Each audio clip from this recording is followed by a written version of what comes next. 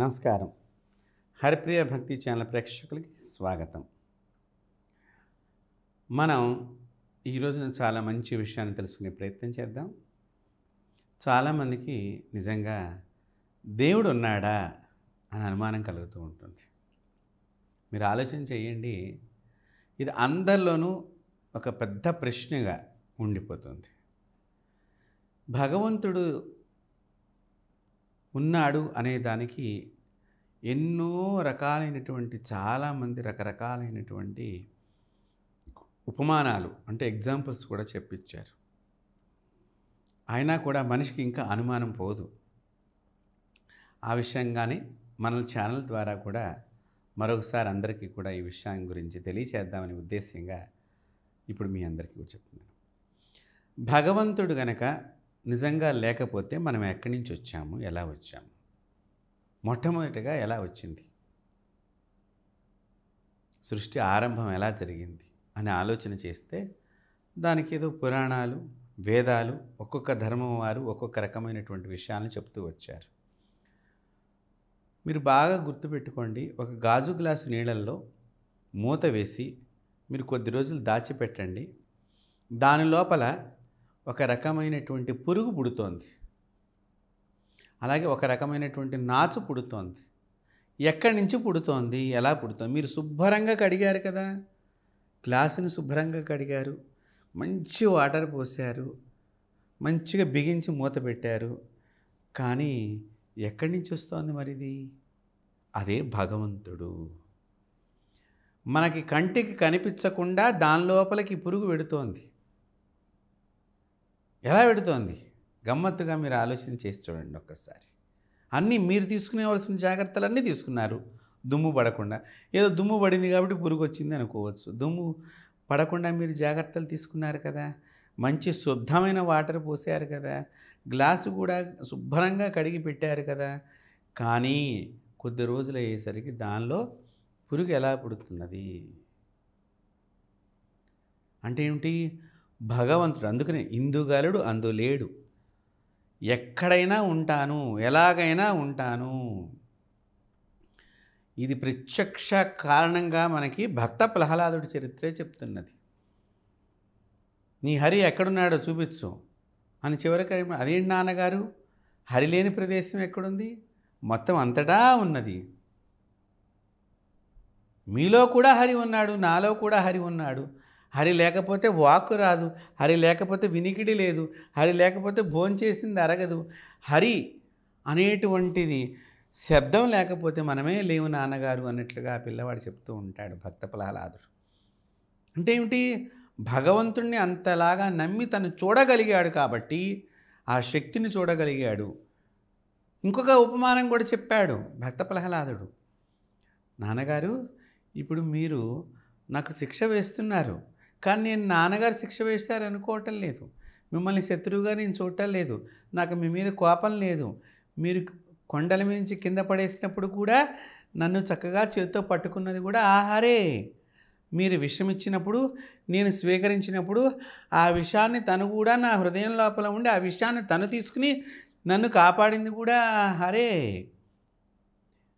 చీకటి గదులు నన్ను బంధించినప్పుడు వెలుగుని వెలిగించింది నాకు నా హరే అనే విధానము గనక మనం అవలంబించుకున్నట్లయితే ప్రహ్లాదుడికి ఎలాగైతే శ్రీమన్నారాయణుడు నృసింహస్వామిగా దర్శనమిచ్చినాడో అదే మాదిరిగా మనకి కూడా మనం నమ్మిన భగవంతుడు మనకి దర్శనమిస్తాడు. ఇవ్వాలి అంటే సాధన చెయ్యాలి. సాధన లేకుండా దేవుడు కావాలి అంటే కష్టమండి. ఇప్పుడు మీరేమీ చదువుకోలేదు, నాకు సాఫ్ట్వేర్ ఉద్యోగం కావాలి, దానిలో మంచి ప్యాకేజీ కావాలంటే వస్తుందండి?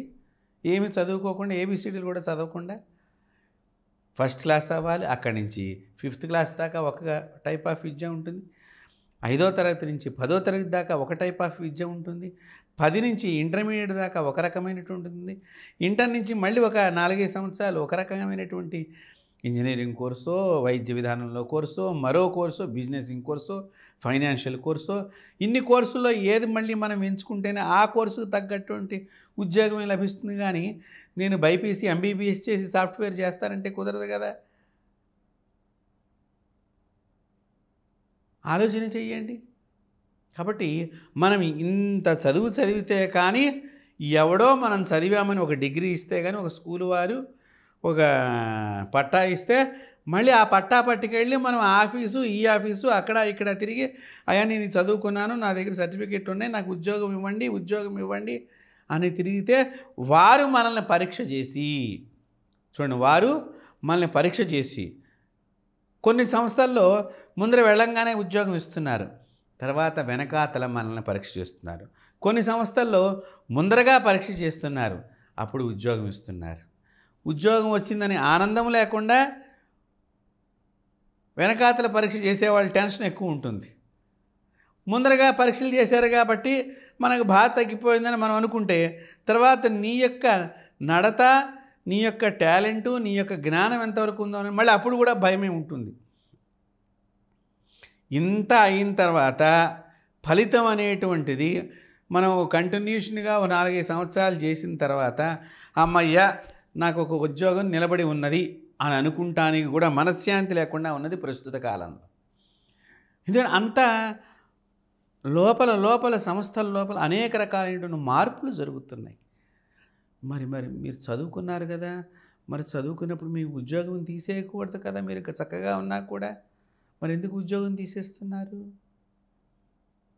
ఇంత చదువు చదివి ఇంత ఉద్యోగం చేస్తేనే ఉద్యోగం అనేటువంటి దానిలోనే ఇంత మెట్లున్నప్పుడు ఇంత చిన్న టార్చ్ లైట్ వేస్తేనే మనం కళ్ళు ఇలా అడ్డు పెట్టుకుంటామే ఆ వెలుగుకి చూడలేక, విశాలమైనటువంటి విశ్వాంతమైనటువంటి వెలుగు కలిగినటువంటి భగవంతుడిని చూడాలంటే ఈ నేత్రాలకి సరిపోతుందా? సరిపోదు. కాబట్టే భగవంతుడిని విశ్వసించిన వాళ్ళని భగవంతుడు ఏం చేస్తున్నాడు, ఆయన రూపకంగా వీళ్ళు వస్తే వీళ్ళు చూడలేరు, నన్ను ఇలాగే చెయ్యి అడ్డు పెట్టుకుంటారని భగవంతుడు తెలివిగా మనకు ఆయన ఉన్నాడని చెప్పటానికి దైవం మానుష రూపేణ ఏదో ఒక మనిషి ద్వారా మనకి వచ్చి స్వాంతన చేకూర్చి ధైర్యాన్ని చెప్పి నీకు ఉద్యోగ ప్రాప్తో, వివాహ ప్రాప్తో, సంతాన ప్రాప్తో జరుగుతున్నది ఆ సమయంలో ఆయన చెప్పిన మెళుకుల ద్వారా. అప్పుడు నేనేమండి పూజ చేసుకున్నాను, ఎవరో నాకు సహాయం చేశారు, ఉద్యోగం వచ్చిందండి. ఆ ఎవరో వచ్చి సహాయం చేశారనే ఆ ఎవరో అనేదే భగవశక్తి. అంటే భగవంతుడు ఎప్పుడు ఉన్నాడు, ఆ చైతన్యం అనేటువంటిది అనేక రూపాల్లో భగవశక్తి వెలుగొందుతూ ఉంటుంది. అందరూ కూడా భగవంతుడిని నమ్మండి. ముందర మీరు నమ్మితేనే ఫలితం కనిపిస్తుంది. కాబట్టి మీరు అందరూ కూడా భగవంతుడిని పరిపూర్ణంగా విశ్వసించండి, నమ్మండి. ముందర నమ్మిన తర్వాత మీకు ఆ శక్తి అనేది గోచరమవుతుంది. కాబట్టి మనం చక్కగా భారతీయులము, మనకి భగవంతుడనేటువంటి అమృతమైన ప్రేమ మనలో ఉన్నది. ఆ ప్రేమని ఇంకా భగవంతుడి వైపు చూపిస్తూ ఉండను, కానీ అనుమానాలను మాత్రం తెచ్చుకోవద్దు.